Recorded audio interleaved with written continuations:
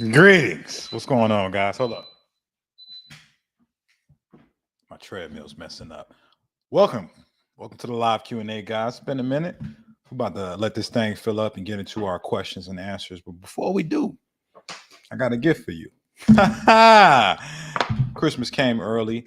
I'm going to be doing my Fit for Fall masterclass. What is that? This is a free masterclass, right? That I only host maybe once, twice a year, basically, where I'm going to be going in depth on all the techniques that I've gathered over the past 9 years of coaching thousands of people to get to their fitness goals so that they can lose fat, build muscle, stay ripped, lean, aesthetic year round, right? And don't be out here getting big as hell over the holiday season, right?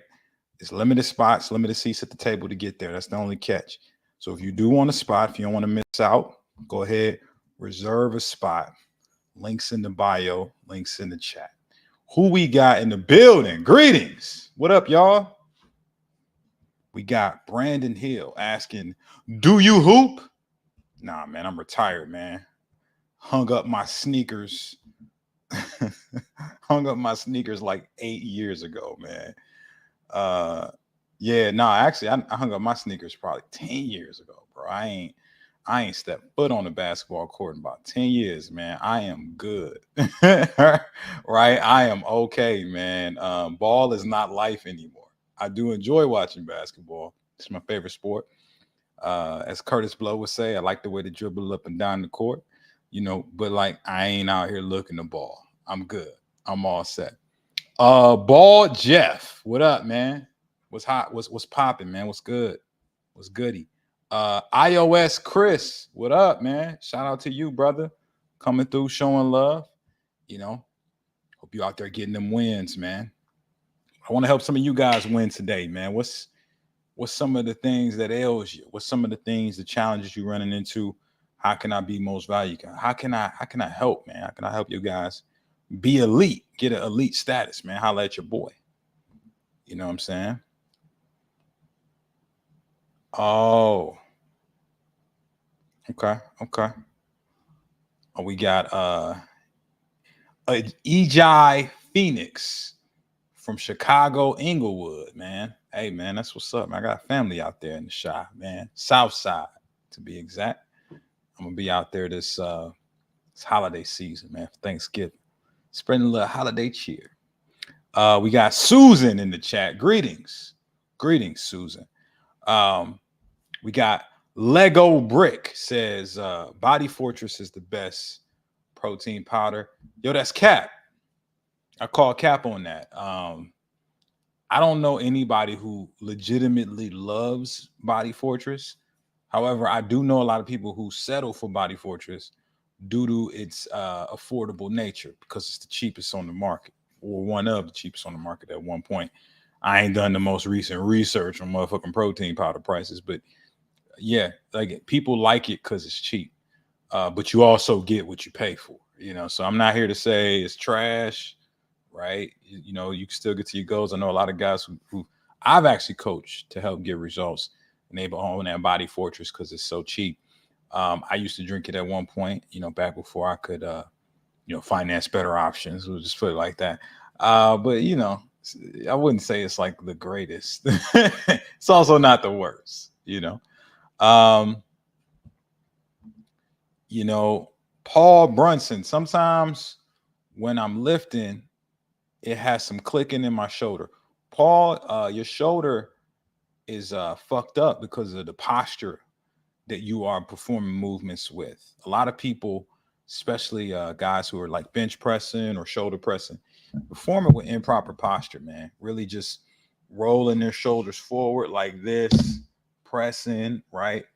And they're causing a lot of strain on that rotator cuff, and sometimes just creating needless damage. What you want to do, ensure you're not out here fucking your shit up, man. You don't want to snap your shoulder up, end up sideline for a long period of time. Just perfect your posture. Start doing something called thoracic extension, right? Especially when you're bench pressing. Work on rolling the shoulder blades back and down. You see what I just did there? I just almost put my shoulder in my back pocket. Like imagine you taking your shoulder and you putting it in your pocket, back pocket right there. Bam. Press from this posture like this. Let me show it to you one more time for all the kids in the back row. Bam. Right. You press from there. That locks your shoulder blade in place and tends to alleviate some of that clicking. You do that. Plus, same thing when you overhead pressing. Bam. You press up like that. That should alleviate some of that clicking, man. So it don't sound like it's I don't know, like a mouse inside there. You clicking the mouse on the computer, it don't sound like that up in your shoulder, man. Hopefully that was helpful, man. Hopefully that was helpful. We got Mike in the building. Mike G, what up, man? Greetings. Greetings. Hope all is well, man. Who else we got in the chat, man? Who else is in the building? Who else wants to be great? You know, need some help, need some assistance, need some guidance, man. I'm here for y'all. You know what I'm saying?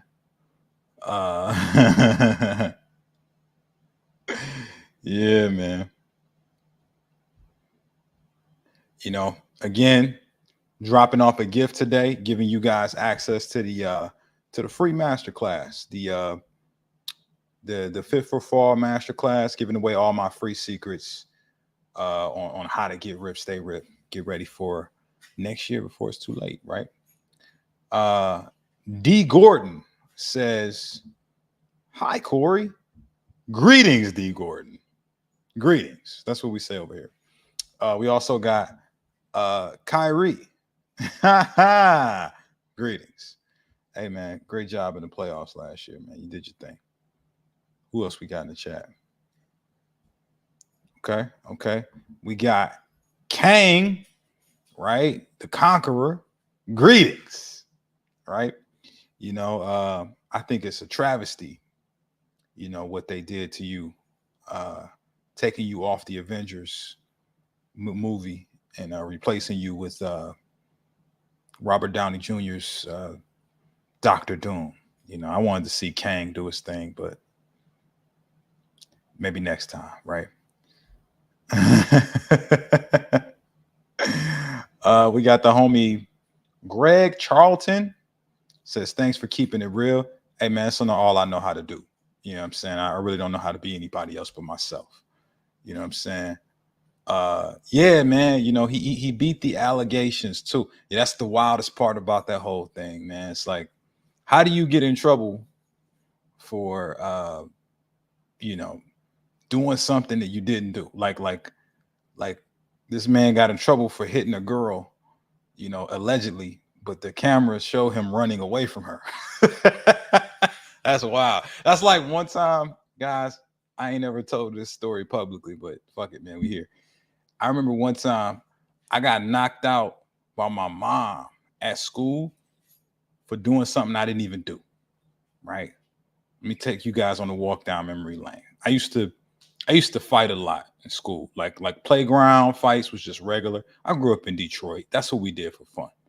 Right. It's just like, you know, some people, you know, played sports. You know, some people played video games. If you had, you know, enough money to have video games, some people just got in fights like outside of school. That's what me and my friends used to do with these other guys, right? We ain't like them. We fought them. It was just a regular thing. And then we just go back to class and everybody be cool. And I remember one time we were just having like an after school scrap. That's what we call it, a scrap fight. And there's one guy, you know, I ain't like him. He ain't like me. It was pretty clear. And he basically was like attempting to like taunt me. And so then I told him, "Hey man, you put on your book bag." That's why when it was over there, I spit on your book bag, right? I lied. I just made some shit up to piss him off. And he got mad. He's like, "Okay, I'll see you after school tomorrow." Well, he did see me after school tomorrow. He did the most heinous thing. And it's indicative of Amber Heard, right? This man went and told the administrators, the principals, that I spit on him. So not his bag, but spit on him. And he got his auntie, who was his guardian, to corroborate the story. So this is where the plot thickens. This shit got so out of hand. It was like a parent teacher conference with my mom, me, my homie's mom, him, this guy I didn't like, his aunt, and then the principal. It was like this whole group thing. So the parents are angry because they had to take off work to come to this administrative meeting. And my mom is one of those angry parents. Now, let me tell you a little bit about my mom. My mom's a gangster, right? She ain't never been soft her whole life. and she had to raise me alone. So she had to be real tough, like the mom and the dad, right? So I remember being in this meeting and they were like accusing me of this heinous crime of spitting on this man. And I never did it, right? I did not do it, guys. Well, I'm telling the truth. Just like Kang the Conqueror was telling the truth, right? Just like my man Jonathan Majors was telling the truth. Next thing I know, I just black out. It's everything goes black, right? And then I wake up, I'm underneath the table, right? Blood pouring out my nose. I don't know what the fuck happened. Well, I'll tell you guys what happened. My mom was sitting next to me. Yo, she knocked me the fuck out. Like she just like punched me because she didn't like that she felt like I was lying and everybody else was telling the truth. Well, I was the only one telling the truth, right? So yeah, man, sometimes you get like in trouble for things you never did, you know. And I felt like that was one of my moments when I when I got that. So that's your story of the day. Can you become certified nutritionist at age 15? I don't think there's an age limit on becoming a certified nutritionist. I could be wrong about that. Like you'd have to look into it because I obviously when I got certified in nutrition and training, like I did that shit after I was 15, right? So I didn't look at the age restriction, right? But maybe, right? Maybe I think you should be able to get certified at any age, but I could be wrong. It could be an 18 and up thing. I say just look into it, man. Just do some research online. I really do not know. When a black mom pulls up to the school, it's a wrap. It is. It is an ass whooping in the make. And I thought, because usually, going back to the story, usually I get my ass whooped at home. Like back in that time period, you know, some of y'all know you just get dragged up out the school, wait till you get home, right? And then when I get home, get towed about the frame. Nope, she did it at the school in front of the administrator. Yo, she hit me so hard. Again, she was next to me. She hit me like this, and then I swooped under the table. I blacked out, nosebleed. And then I got up and just instinctually, I just started running away because I was like, yo, you're not about to beat me down, right? In front of these people. No. Yo, they gave my mom some anger management pamphlets. I'm never going to let her live that down, man. When I have some kids and she has some grandkids, I'm going to tell them, like, my mom, your grandma is a gangster. They gave her anger management pamphlets. They was like, yo, you know, so you need to chill out. You knocking your 10-year-old son out in public like it's a boxing match. You know what I'm saying? But shout out to mom, man. She ain't take no BS from me. I think that's why I'm so tough, man. That's why I don't like be out here crying and bitching and complaining like a lot of y'all be doing. You know what I'm saying? I suffer from dependency, and the result of that was me dropping 60 pounds. I used to be 205. Hey, you out here losing weight, man. You out here, you know, making that change. Congrats to you, brother. Congrats to you. Hello, Corey Armstrong. I'm 22 years old and I'm currently balding due to geneticism. Father, okay, uncle, brother, they all bald. Hey, welcome to the family, fam. I started balding at 20. What was it?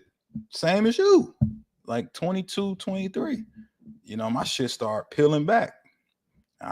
You know, do you recommend getting a hair transplant or embracing the Steve Harvey? Listen, I'm gonna tell you like this.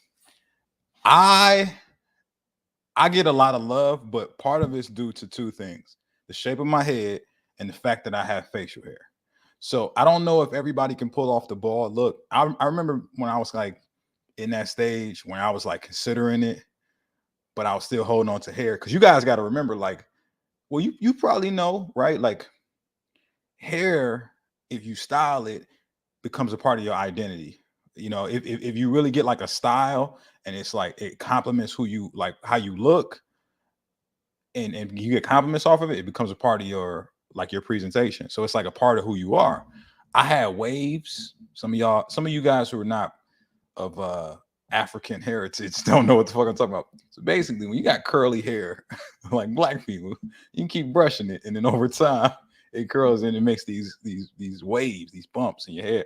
It's kind of a cool style for black guys, right? So I had thicker hair, and waves was my thing. And one of the things that they would say if you had nice waves is, "Oh, you making me seasick." So girls up in the school would be like, "Oh, Corey, you making me seasick," right? It was a thing. It was like an easy pickup line. I didn't have to have that much game because my hair just kind of got me in the door, if you feel me. So you gotta understand, I was coming from a place of like, hair for me was a huge part of my identity. So it was difficult to part ways with that and accept that I was just gonna be a bald motherfucker, right?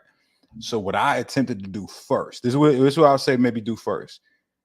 Attempt to like go with like lower haircuts to kind of like blend it in, just to try on the look to see how your head would look with less hair. If it looks strange, then maybe you look at transplants. You know what I'm saying? If your shit looks good though, if like people are still giving you compliments and you look good, right? Maybe you just cut it all off, right? But just, like kind of try it on. Go with the real low cut that kind of matches the balding a little bit just to see how it looks. And if it looks good, you know, cut it all off, bro. It's less maintenance. It's easier, right? I just get a cut, twice a month. I get my beard trimmed. Once a week, I gotta shave my own head. Super simple, right? I don't spend a bunch of extra time doing shit with it, and you know, you ain't gotta, wash your hair every time you're in the shower, all that shit. So it's low maintenance. It's a lot easier, but there's a lot more. I would say instruments at your disposal in today's A and age, in comparison to when I went bald like 10 years ago. You know what I'm saying? So you got more options than I had. But try that shit on, man. Get the low cut. See what people say. Cause I'll tell you this much, man. Ever since I went bald, man, there's a certain demographic of the ladies who like it. You know what I'm saying? They actually prefer the bald, Are abs necessary to be healthy and to feel great? No, they are not necessary. But I will tell you this, abs tend to be a significant indicator of good health. If you have abs, if you are lean enough to see the abs, right? Visible abs. It ain't got to be like bodybuilder levels, like striations and veins popping out everywhere. No, if you can see abs visibly, like you see cuts and curves there, typically you can look at that person and know that they're genuinely healthy and they're going to have a long life just as long as they're taking care of themselves in other aspects. So it's just an indicator that you carry low body fat percentage. You have a relatively strong core, so that's going to offer great support to internal organs, back support, make sure that you have good posture. And I don't know a person that ever has said, "Ugh, abs." I ain't never heard a girl say that. "Ugh, you got abs. It's so gross." Right now, I ain't never heard a guy really say that. At least if it's not the extreme level of abs for girls, that like the bodybuilding women, we ain't talking about that. But like if most guys, if they see a really fit girl who has like a 2-pack or something like that, oh yeah, she's in good shape. So it's an indicator of good health, and you'll just be more attractive, and you just likely have a longer life, more longevity, and better quality of life. Hey man, you know the vibes, man. Sporting Waves, come on, man. Sporting Waves was cool, right? That was my backup if 360 style was not in the store, right? I used to get the 360 style. That was my go-to for my pomade and my hair. But if the store ever ran out, pulling up, hey man, go ahead, give me the Sporting Waves, man. Only the real G's know about the 360 style and the Sporting Waves. Does doing pull-ups keep your hands big as hell? I don't know if it keeps your hands big as hell. I think if anything, it definitely increases grip strength because you have to grab the bar. Anytime you flex your hands like this, you see my forearms moving and shit. That's gonna like thicken the forearms, right? And add better strength there, and it's gonna give you just more support when you're gripping bars, when you're doing any type of movements with upper body, and that just translates to just overall strength throughout your day, throughout life, whether it's picking something up, your kids, your girl, a box, taking the trash out, whatever, taking a Christmas tree and loading it on top of the the truck or whatever. Like it translates to good real life strength. But I don't think it makes your hands bigger, right? I think that's just a genetics thing, if anything. Um, hey Corey, I sometimes have elbow pain when I'm doing pressing movements, bench press, shoulder press. What can I do to alleviate the pain? The pain is a result of over reliance on tendons, right? You're using your joints and tendons more than your muscles right now, and that's likely just a side effect of two things: bad form and strength imbalances. That's it. Either your form is trash or there is a surrounding muscle group associated with this movement that you're not firing that muscle. And so therefore you're overcompensating with your joints to get you through it.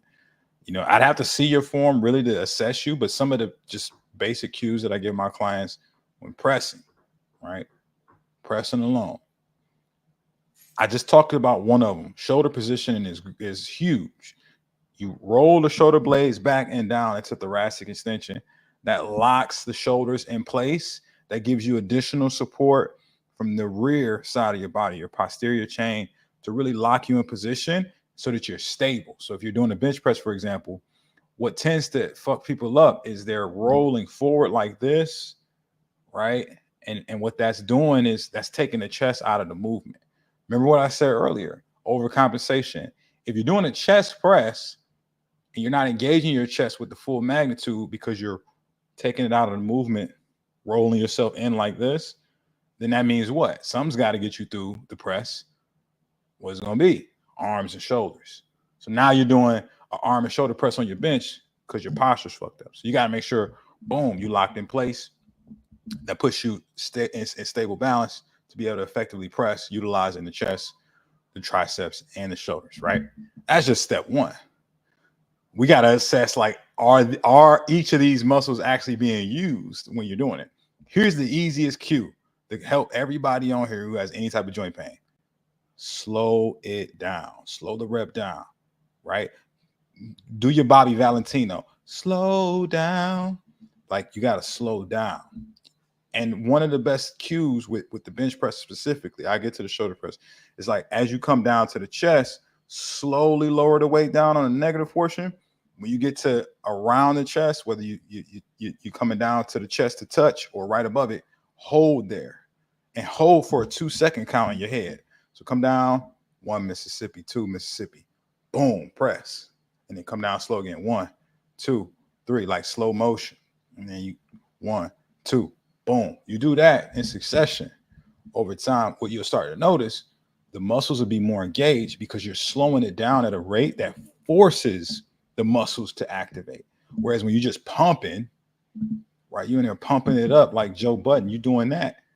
A lot of the times you have the tendency to just rely on your joints to get you to that movement because you're using so much momentum, your muscles aren't firing. If that made sense, type 1 in the comments. I just want to make sure. Class, right? I want to make sure everybody that made sense, type 1. You do that, I think that'll fix it. Shoulder press is the opposite, right? You go up, come down, 1, 2, 3, slow motion, hold at the bottom, 1, 2, 3, and then press up. Slow motion reps. Those things that'll expose what wasn't firing before. So if you start doing that, your chest is extra sore the next day after bench press. That means you wasn't pressing with your chest. Your chest was not firing. All right. Do those cues and then give me some feedback, my guy. Hopefully that was helpful.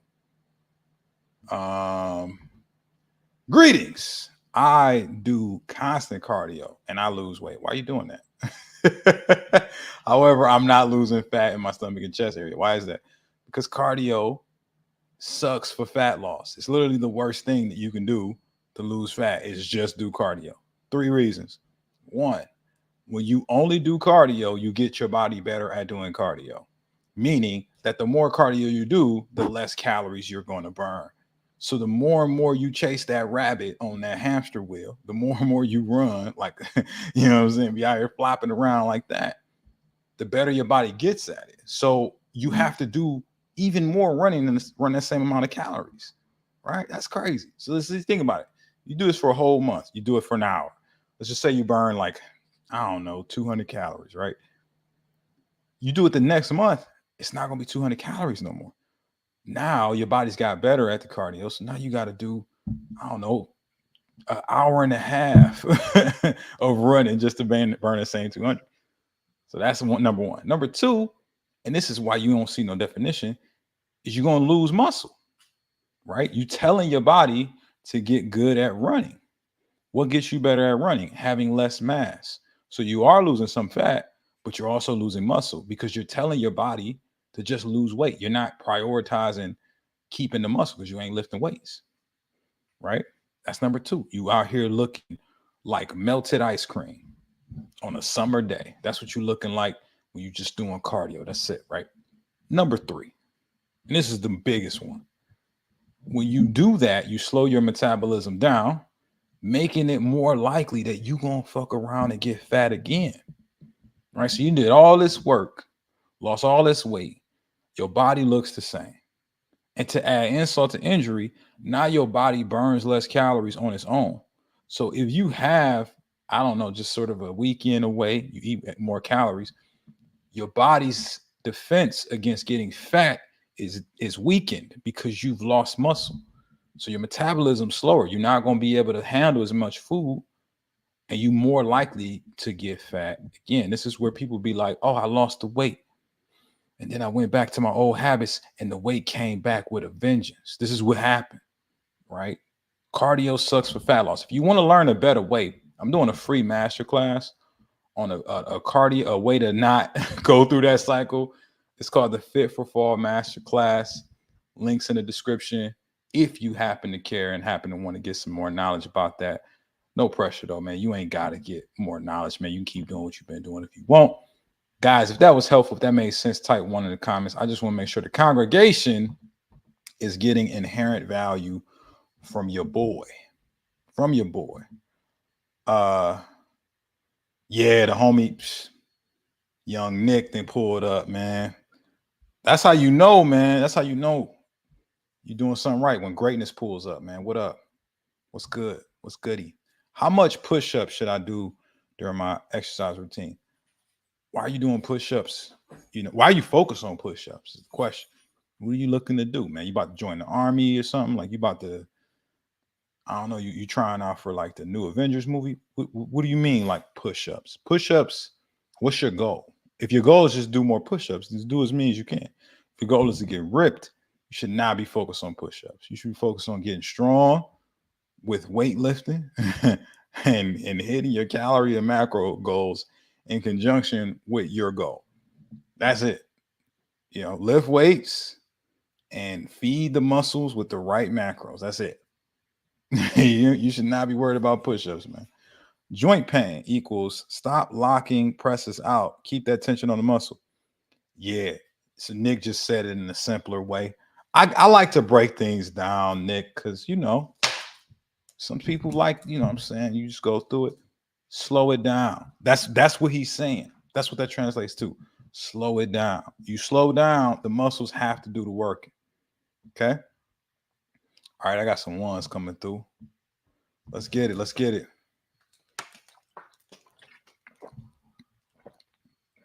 iOS Chris, increase your calories if you're at a plateau. Switch it up. A plateau is when you're doing a certain amount of calories for a period of time and your body gets used to it.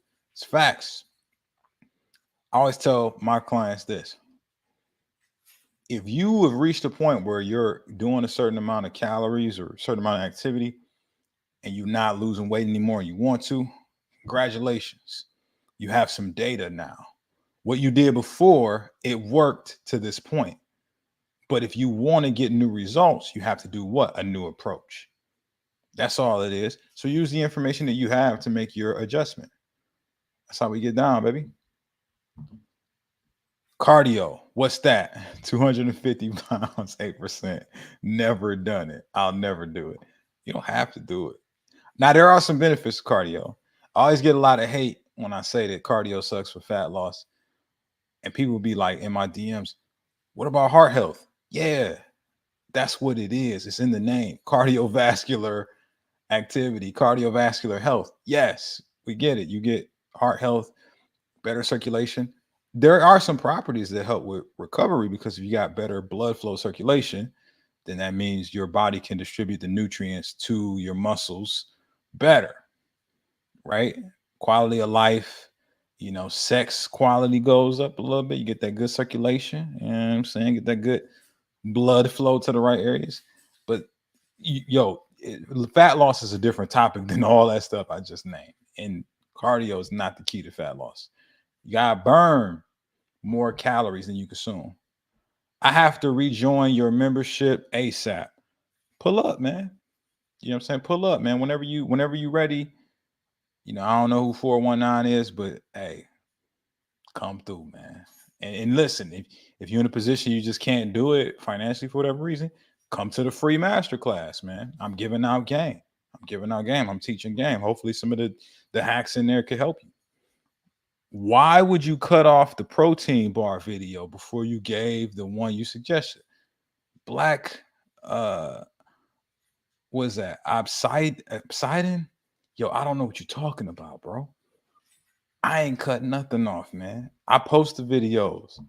YouTube has a limit to where only 60 seconds can be played. So you gotta go to the other sites, man. You gotta go to TikTok, gotta go to Instagram, gotta go to Facebook to get the full video, man. I'm sorry. Hey, man. Hey, y'all heard it here first. 419 says Corey membership is the best all around. That's a fact. Right? I'm taking over the internet, y'all. You wait, man. We out here. We'll get 1,000 transformations. Corey Armstrong Fitness. Mark my words. I've said it before and I'll say it again. The worst drug in bodybuilding, food, access food. Yeah, out here eating like a fat ass. Hey, you out here looking huge, man, looking like a pregnant person. You know what I'm saying? Corey, your mother's trauma was inflicted upon you, but you are a witness to how despite trauma can transform us above. You are above your circumstances. Continue to help others acknowledge our body temples. I recognize your call and bless you in the name of Christ. Ravella, I appreciate the kind words. I recognize that. In fact, I embrace that. I think like the pitfalls of those who came in the generations before me, you know, a lot of people would look at circumstances and be like, man, I had it so tough, my life ain't fair. Wham, wham, wham. I revel in it, you know, no pun intended, revel, because I feel that like the adversity that I face just sort of, coming from struggle, coming from poverty, coming from like, generational curses, it just made me stronger, made me more equipped to deal with adversity and be able to help more people. So thank you. Thank you very much. Corey in the house. Ha! You thought that was funny. I see what you did there, man. Hey, good job. Good joke, man. Uh, Doing the 2 live streams in a single day, keeping you redundant as hell. Sean Shred, that's a fact, man. What can I say, man? I'm obsessed with excellence, brother. You know what I'm saying? Most people can't do 1 a week. I'm doing 2 in a day. I'm gonna do this every single day for the next week. Challenge myself. Give out some game. Help some people get to their goals. What are your suggestions for more energy? Well, glad you asked, Jordan. Right, Jordan. What you want to do for more energy is recognize what are the things inherently that are causing you not to have energy, right? Because it's a couple factors, right? We can go over a bunch of them, but I'm just giving you general stuff. One, sleep. You gotta look at that first. How many hours are you getting? Are you getting 6 to 8? Right? What's the quality of sleep? Are you tracking it? Right? I got the Aura Ring over here. This tracks my sleep, gives me feedback, lets me know what's the quality of it and how much I got and how restful it was, right? How much I was restored. Another thing, nutrition, probably the next most important thing. What does it look like? Are you getting the proper balance of nutrients, protein, carbs, fats? You getting the right amount of each? Are you hydrating? Are you at least getting a gallon of water in the day? Right? Those things are the things that I would look at in conjunction with activity level. Are you getting up and moving? Humans' bodies are designed to move.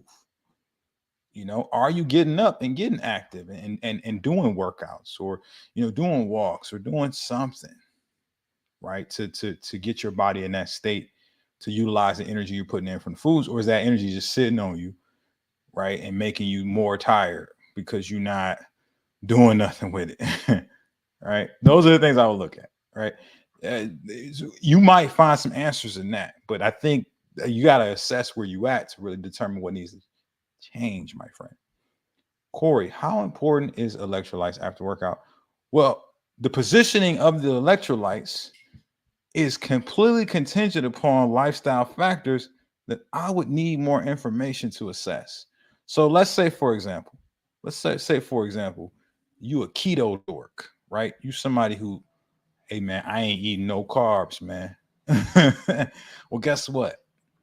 You're gonna need some electrolytes all throughout the day because when you eat carbohydrates, your body locks in hydration. So it locks in water. When you retain water, within that water, you retain electrolytes, sodium, potassium, magnesium.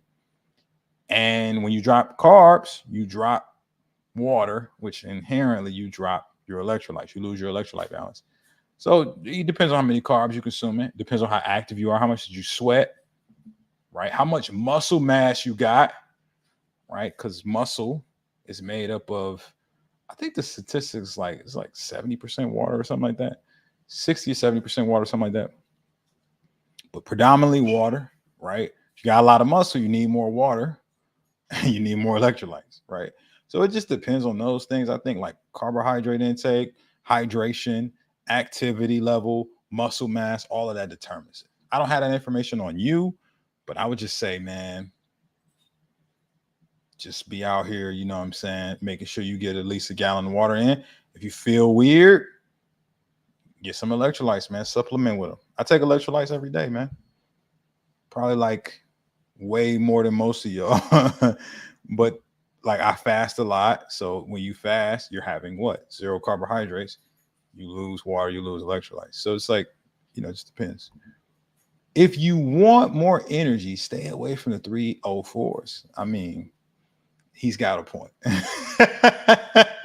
Right? But that's not the only thing. You know what I mean? Because sometimes that can give you a little energy. You know what I'm saying? That can give you a little energy boost. Just depends, man. Just depends on the scenario being discussed. But I understand he's being facetious. I do notice you've lessened in your profanity. Uh, you've lessening in your profanity. Don't let your delivery lessen your message. I I fluctuate between being very overtly profane and then just sort of exercising my wide vocabulary because I actually do know a lot more words than shit fucking ass. I know or motherfucker. Like I know a lot more words than that. But sometimes I just use those words to express myself, right? Like I know there's a percentage of people who like frown upon it. Oh man, don't curse, man. You say too much curse words. And I don't give a fuck what they say because at the end of the day, like I'm not doing it to appease them or to say things in a way that's gonna make them approve of me. I approve of me every day. I look in the mirror and I like the man that I see and I respect the things that I do for others. I say it all the time. I fuck with me, so I don't need nobody else to fuck with me, right? And so with that said, like it just depends on what I'm expressing and what my mood is, right? Like I'm not, you know, I'm with the homie Greg. I think profanity is a sign of intelligence. I think if you can express yourself through profane language and understand that it does not define the significance of the delivery, but it inherently grabs people's attention and keeps it so you can actually deliver the message. I think it's more caring for me to do that, man. Because I just want you to listen. If you listen, I can help you. Right. But if you go to sleep on me, then I can't. So I just be out here talking shit, man. Having fun with it, man. How much time do I dedicate to the gym if I can't go with a 9 to 5? Oh, you can't go. Oh, you too busy. What you want? You want a bottle to go with that complaint, man? Come on, man. Everybody in here got a job. What do you mean? You know what I'm saying? Like you gotta really just understand, like the excuses that you have, the limitations you feel that you have. The more you argue for them, the more you get to keep those limitations, right? So you either find a way or find an excuse.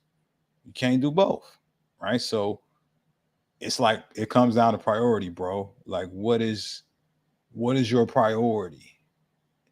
You know what I'm saying? If your priority is the job right now, then there's going to be a sacrifice associated with that. That's cool. Nobody's going to judge you for that. But just know that that's what you're choosing, right? But if you prioritize and making some time for you, how much fucking time does it take to work out, man? You can do a 30-minute workout every day and still get some type of results. But if you're saying that that's your limited factor, hey, that's going to be the truth for you.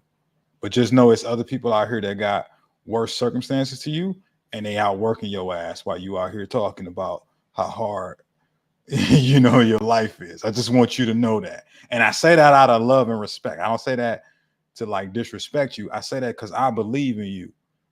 But the question is, do you believe in you?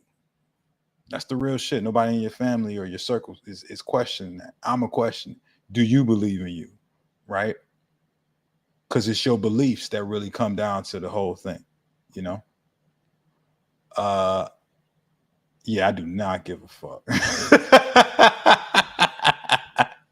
Yeah, man, I do not. But I do want y'all to win. So that's the main thing. Corey, what do you think is the most underrated protein source? That's a good question.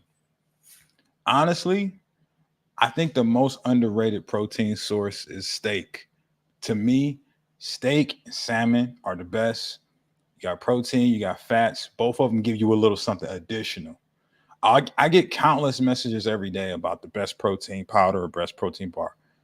I never hear somebody ask, "Yo, what's your favorite cut of?" Well, sometimes people ask. It's very rare. What's your favorite cut of steak or what's your favorite fish? Right? Because those will give you more nutritional value. They're gonna give you more. You're gonna be more satisfied and full. And honestly, guys, I've been eating steak and salmon every day for like the past 3 years. I'm still not tired of it. I don't even know if it's possible to get tired of it, right?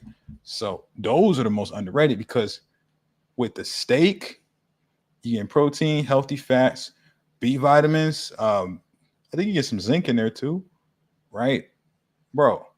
That creatine with salmon, protein, healthy fats, fish oils, right? Great for lubrication of joints, heart health, brain health, all that good stuff. You get a smorgasbord of value with just those protein sources. Those are the best.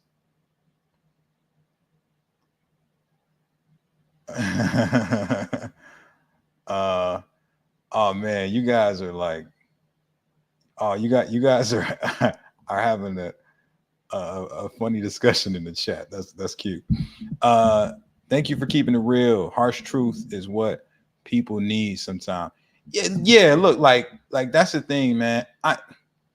I ain't never been soft or never been like, somebody who, needed to be coddled. And I'm just a product of my environment, man. That wasn't acceptable where I grew up at in Detroit, man. So like I don't have that within me to like be out here feeling sorry for people. And I'm gonna be honest with you, man, feeling sorry for your ass or anybody, it's not gonna help you through your situation. The only thing that's gonna help you through that is taking some action to make some changes. And so you got to ask yourself, man, do you want to hold on to those excuses or do you want to do something about it? You know what I'm saying? So I just keep it real with y'all, man.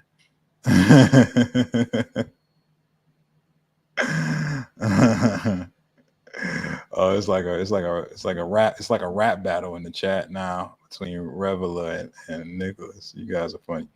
Um, Answer me, bro. I know you see it. Yo, what are you asking me? I don't see anything but this. What do you want?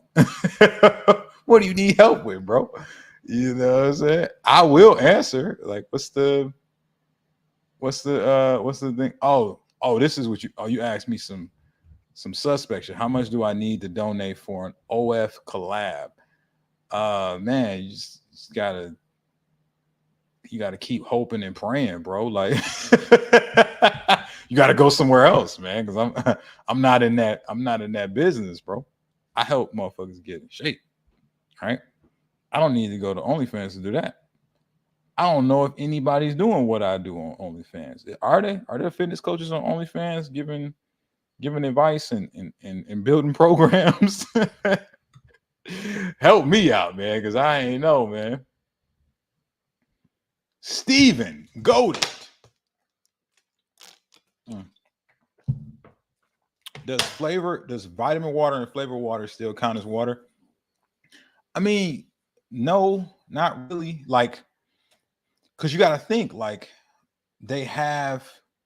I mean, you could make the argument that it does because it's water in it, but it has other things. So I treat it. I treat it personally with the 80-20 rule that I still sort of utilize for like food. So like when you think about like what's better, whole natural food sources or actually having like a processed item like a protein bar. I would say 80% of your food should come from like whole natural foods, and then the other 20%, the processed stuff, the protein bars, protein shakes. Same thing with that shit. 20%, maybe like flavored water, vitamin water, Gatorade, whatever the fuck you do. And then the other 80% of your hydration, straight water. Right. I think that's a good rule of thumb. Do I have definitive things to say about like vitamin water or flavor water being less valuable to hydration? Not really, but I just would say, generally speaking, keep it as natural as possible. Your body can absorb things that are natural, not foreign, much better than stuff that was made in the lab to taste good. Because they put chemicals and things in it that, it's not inherently by itself going to destroy you. But I would just say to limit as much of that stuff as you can is appropriate. You know what I mean? Um, what is good for low T? Man, a lot of stuff I talk about, lifting weights, because you build more lean muscle mass, that raises your testosterone levels naturally. Getting 6 to 8 hours of sleep because your body produces testosterone in your sleep. Consuming more protein and healthy fats because your body produces, testosterone from like healthy fats and also, protein as well. I think really those are the main things. And that in conjunction with lowering your body fat percentage, like those things will help you. Because if you got a body fat percentage as a guy over 15%, you naturally produce more testosterone. But I mean, my bad, more estrogen. But when you go south of 15%, right, 14 and below, you now are in that realm of like producing more testosterone naturally. So just get lean. You know what I'm saying? Just get lean, get ripped. That'll be the best thing that you can do. Susan, hey Corey, will you be having this on an alternate date as well? Nah, nah. But if you sign up and you get a spot to the Fit for Fall Master Class, you will be sent the replay if you cannot make it to the live session. So that's another thing that sort of behooves you to reserve a spot, because even if you can't make the live session, we're gonna record that joint and we're gonna send out the replay the next day. So that way you don't miss out. If you do not get a spot, because I think we set it up this time with like 500 spots, and y'all gotta understand, man. Like I'm not bragging on myself, but I have over 1 million followers across all the social media platforms. YouTube, Facebook, Instagram, TikTok. It's over 1 million, right? So 500 is going to fill up really fast. So if you can get a spot before it's too late, think it'll be in your best interest. Um, that said, yeah, we're gonna send that replay out. Yeah. All right. Last couple questions before I get out of here. We got the homie Ben streaming. Okay. Would you say running builds legs? That's a good question. So here's the thing. What type of running? Right? Running moderately pace, so more of an even jog for distance, does not build legs. It will not, because once you are going at a certain pace and you're getting to more of an endurance pace, as opposed to a full-on out sprint, you have tapped into what are called slow twitch muscle fibers. These are the endurance muscle fibers where you can do more activity for a longer period of time, but they don't translate directly to like the big muscle growth that you're talking about. That's fast twitch muscle fibers, which only are active in the running sense when you're full on sprinting. You can only full on sprint for a short burst of time. Even the Olympics, they only going for a certain amount of meters, man. They ain't sprinting for an hour. They ain't sprinting for 4 miles. Nobody does that, right? So, it's the sprints that where you can get the most value that translates to growth. But you're not growing just from running. Like the growth that you see those guys get, it's a combination of sprinting and also training legs through strength training. So if you want the best of both, have both. Okay. And if you need more help on the best principles to lose fat, build muscle, get ripped, right?